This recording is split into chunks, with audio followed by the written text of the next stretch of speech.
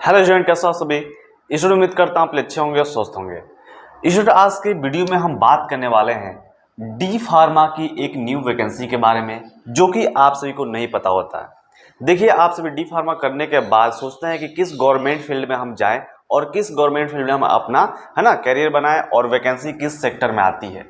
सबसे important student आपको यहाँ पे जानना होगा कि सीआरपीएफ में फार्मासिस्ट की जो वैकेंसी आती है 100% आती है। आप सभी को जानना चाहिए, यानी कि सेंट्रल रिजर्व पुलिस फोर्स है ना, इसमें आपकी वैकेंसी कब आती है, कैसे आती है, वो तो बाद बताएंगे।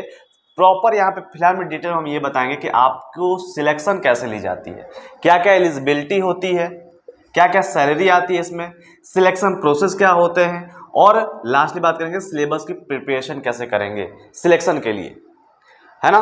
तो आपको यहाँ पे जानकारी सबसे पहले तो ये मिलती है कि सीआरपीएफ में भी फार्मासिस्ट की रिक्रूटमेंट आती है भैया। किसके लिए आती है? डिप्लोमा इन फार्मेसी के लिए आती है। यहाँ पे बी फार्मा एलिजिबल नहीं है। फ्यूचर में क्या हो सकता है उसके बारे में भी अभी जानकारी नहीं है, लेकिन फिलहाल में यह जो पोस्ट आती है केवल और केवल डिप्लोमा इन फार्मेसी यानी कि डी फार्मा वाले बच्चों के लिए आती है भैया। ठीक है, तो यहाँ पे इसकी आप प्रिपरेशन कर सकते हैं, है ना। अब समझिए, सबसे पहले समझिए कि पोस्ट किस पे आती है, क्या पोस्ट रहेगा आपका। अगर डी फार्मा पास आउट करके अगर इसमें आप इसकी वैकेंसी को क्रैक कर लेते हैं तो आपको पोस्ट क्या मिलती है।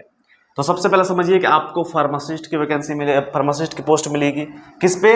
असिस्टेंट सब इंस्पेक्टर, ये पोस्ट रहेगी एज ए फार्मासिस्ट। ठीक है, किस लेवल की ये नौकरी होती है? तो ग्रुप सी की होती है ना। ग्रुप डी की रेलवे वगैरह में आती है, आपको जानकारी होगी, है ना। फिलहाल में ये जो पे सैलरी बात करते हैं कि इसमें आपको कितने सैलरी मिल सकती है, कहाँ से कहाँ तक, तो भैया आपको 29,200 से लेकर 92,300 बहुत अच्छी खासी सैलरी होती है, क्योंकि यह एक सेंट्रल लेवल की जॉब है। स्टेट लेवल की होती है तो थोड़ा सा इससे कम होता है, लगभग 50-50 हाईएस्ट जाता है, लेकिन यहाँ पे 90,300 तक आपकी सैलरी जा सकती है। अब समझिए एग्जामिनेशन पैटर्न क्या होते हैं इसमें, है ना।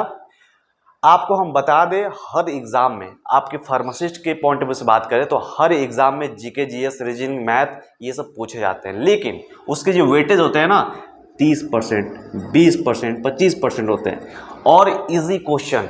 ऐसा नहीं है कि आपको पूछेगा क्या, मतलब कि एसएससी सीजीएल लेवल पे नहीं पूछेगा, आपको नॉर्मल पूछेगा। इसलिए छोटे छोटे जो परसेंटेज होते हैं, जैसे छोटे छोटे जो आपके चैप्टर होते हैं ना, उसको बस क्लियर कर लीजिए, आपका नॉन फार्मा क्लियर हो जाएगा। तो ऐसे ही पार्ट ए आता है जिसमें नॉन फार्मा आते हैं, नॉन फार्मा का क्वेश्चन, और एक पार्ट बी आता है जिसमें फार्मा से आते हैं, फार्मा पोर्शन से आपको क्वेश्चन आते हैं। ठीक है, टाइमिंग ड्यूरेशन क्या होता है भैया? 2 घंटे की टाइमिंग होती है ना। माइनस मार्किंग होता है क्या भैया? बिल्कुल होता है माइनस मार्किंग।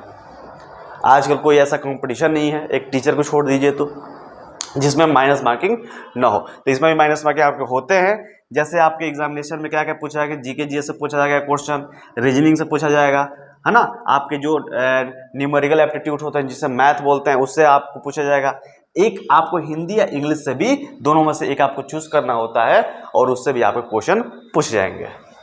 तो यहां तक तो आप सबको समझ में आया कि आखिर में सीआरपीएफ के फार्मासिस्ट रिक्रूटमेंट आती है, डी फार्मा के लिए आती है ना। क्या क्या पोस्टेज होते हैं, ये सारी चीजें आपने समझा। अब बात करते हैं एलिजिबिलिटी के बारे में। कौन एलिजिबल है? मैंने जैसा आपको बताया 10+2 प्लस आपके डी फार्मा होना चाहिए। फ्रेशर कैंडिडेट भी इसके लिए एलिजिबल है। ऐसा नहीं है कि आपको 5 साल का एक्सपीरियंस चाहिए, 2 साल का एक्सपीरियंस चाहिए, 1 साल का एक्सपीरियंस नहीं। आपको जैसे ही आपने डी फार्म पास आउट किया, इसकी वैकेंसी आई, आप भरिए। फ्रेशर भी एलिजिबल है। हाँ, मोस्टली इंपॉर्टेंट है क्या, यहाँ पे रजिस्ट्रेशन होना चाहिए स्टेट फार्मासिस्ट में।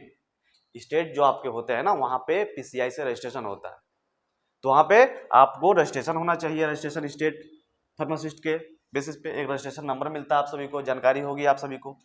एज लिमिट क्या होती है? 20 से 25 साल के बीच में आपकी उम्र होनी चाहिए। उम्मीद करता हूं आप लोग की होगी, है ना। ठीक है, बी फार्मा वाले अगर स्टूडेंट अगर ये वीडियो देख रहे होंगे तो भैया आप यहाँ पे एलिजिबल नहीं है। मैंने शुरू में बताया कि डिप्लोमा इन फार्मेसी के लिए ये वैकेंसी आती है। ठीक है, अब बात कर लेते हैं सिलेक्शन प्रोसेस। कैसे कैसे सिलेक्शन प्रोसेस होता है? क्या फिजिकल देना पड़ता है? क्या बस रिटर्न दे के काम निकल जाएगा, है ना। कैसे प्रोसेस होता है, थोड़ा सा इसका सीआरपीएफ है और सेंट्रल लेवल पे है, और वो भी फोर्स का है, सेंट्रल रिजर्व पुलिस फोर्स का है, तो फोर्स में थोड़ा सा दौड़ना उड़ना आना चाहिए आपको। बात समझिएगा। फिजिकल टेस्ट आपको देना है जिसमें रनिंग, चेस्ट, जंपिंग, ये सब चीजें आती है। आपका चेस्ट कितना है, जंप कितने, ये सारी चीजें हैं फिजिकल टेस्ट में। उसके बाद आता है रिटन एग्जामिनेशन, पहले फिजिकल उसके बाद रिटन एग्जामिनेशन देंगे, जिसमें आपका ये पार्ट ए पार्ट बी आपका टाइमिंग 2 घंटे की रहती है ना। उसके बाद स्किल टेस्ट आता है आपका, है ना। स्किल टेस्ट में आप सभी जानते हैं कंप्यूटर आपको आता है कि नहीं आता है, ये सारी चीजें। उसके बाद डॉक्यूमेंट वेरिफिकेशन होता है। उसके लास्टली आपका मेडिकल एग्जामिनेशन होता है, मेडिकल टेस्ट होता है कि आप कहीं अनफिट तो नहीं है, क्योंकि यहाँ पे मैंने जैसा आपको बताया फोर्स का ये वैकेंसी है, ठीक है। तो स्टूडेंट आपको लगभग आपके पहला, दूसरा, तीसरा और चौथा और लास्टली पांचवा, ये 5 स्टेप में आपके सिलेक्शन प्रोसेस होते हैं, ठीक है।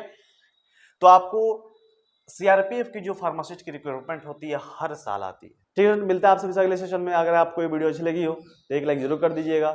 मिलता है आप सभी से अगले वीडियो में, तब तक अपना ख्याल रखिए। जय हिंद, जय भारत।